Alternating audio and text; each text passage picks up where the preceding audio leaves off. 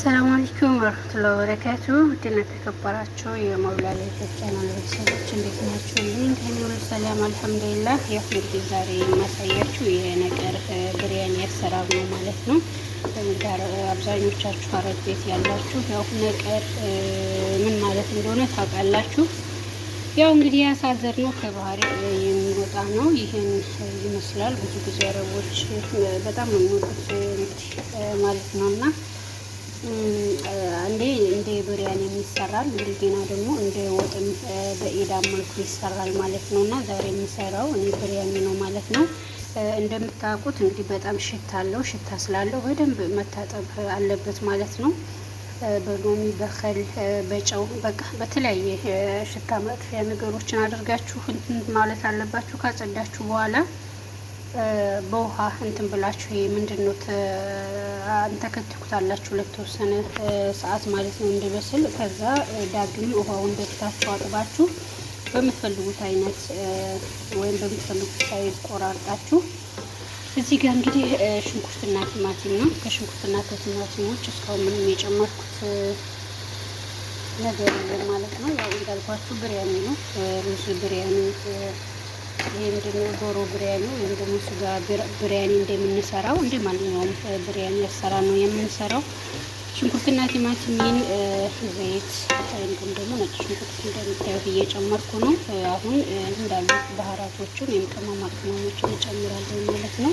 ቅመማ ቅመሞችን እጨምርና ተመልሼ እመጣለሁ። እሺ ቤተሰብ እንግዲህ በዚህ መልኩ ቅመማ ቅመም ጨምራለሁ። እንዳልኳችሁ ቅመማ ቅመም ያላችሁን ማንኛውንም ቅመም መጨመር ትችላላችሁ፣ ችግር የለም ማለት ነው። አሁን ቀጣይ እንዲህ አብሮ አንድ ፒስ ማጂ፣ ከዛ ደግሞ 2 ማንኪያ እንትን የቲማቲም ድል ወይም ሳልሳ የሚሉት 2 ማንኪያ ጨምራለሁ ማለት ነው።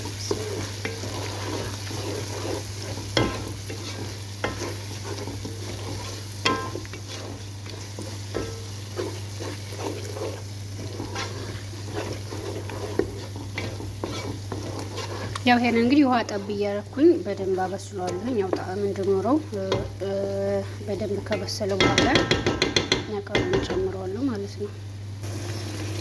ከዚያ ቤተሰብ እንግዲህ እንደዚህ ውሃው ምጥጥ እስከሚያደርግ ድረስ በደንብ በስሎልኛል ማለት ነው። ከዛ ቃሪያ እጨምርበታለሁ ለጣዕሙም ለስታይሉ ማለት ነው። እሺ ከዛ እንግዲህ ደግሞ ነቀሩን ጨምረውና ከነቀሩ ጋር ይመስላል ማለት ነው። እንግዲህ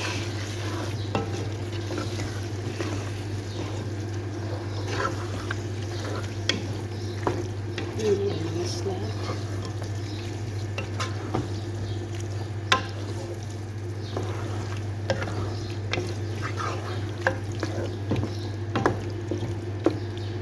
አሁን ምን አደርጋለሁ? ትንሽ ውሃ ጨምርበታለሁ።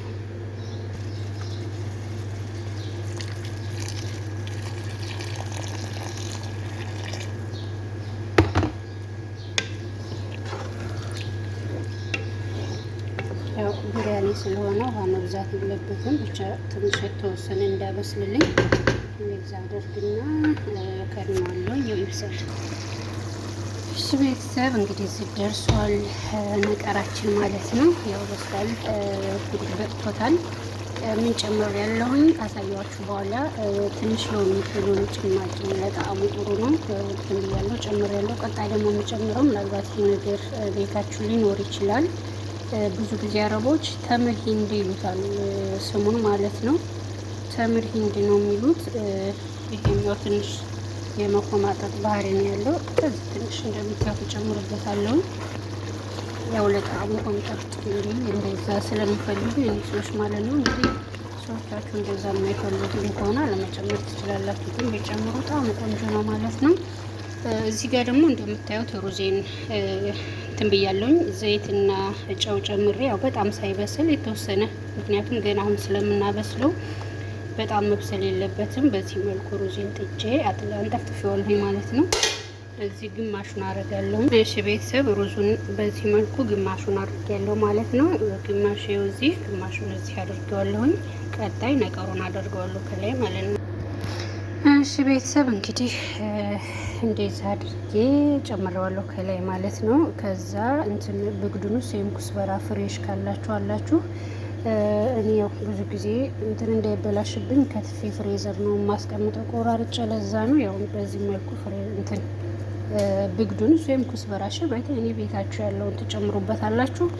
አሁን የመጨረሻ ሩዙን ጨምራለሁ ከላይ ማለት ነው። እሺ ቤተሰብ እንግዲህ በዚህ መልኩ ጨርሻለሁኝ ማለት ነው። ሩዙን ከላይ ጨምሬያለሁኝ። ሩዙን ከላይ ጨምሬ እንደምታዩት የምግብ ከለር ቀይ ከለር ወይም ደግሞ ቢጫው የእርዱ አይነት ከለር ካላችሁ በአጠቃላይ የብሪያኒ ከለር ካላችሁ እሱን ጨምሩበት። እንዲሁም ደግሞ ዛፈራን አልፌ አልፌ ምናልባት ስላይታይ ይችላሉ ቪዲዮ ላይ ዛፈራን አልፌ አልፌ አድርጌበታለሁኝ። ዛፈራንና የምግብ ከለር ከላይ ከጨመራችሁበት ያው እንግዲህ ኦልሬዲ ጨርሰናል ማለት ነው።